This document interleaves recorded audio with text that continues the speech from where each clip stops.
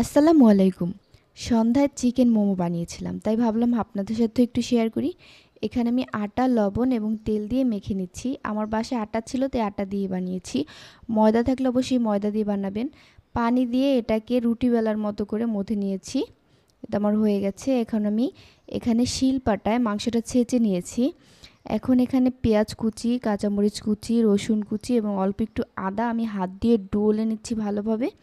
এখানে একটু লবণ দিয়ে এরপরে একটা ভালোভাবে ডলে নিয়েছি, যাতে হাত দিয়ে ডলে এটা একটু নরম হয়ে যায়। এবার ছেঁচা মাংস এবং গাজর আর অল্প একটু ধনিয়া আর একটু গোলমরিচ দিয়ে এটাকে আবার একটু মেখে নিচ্ছি।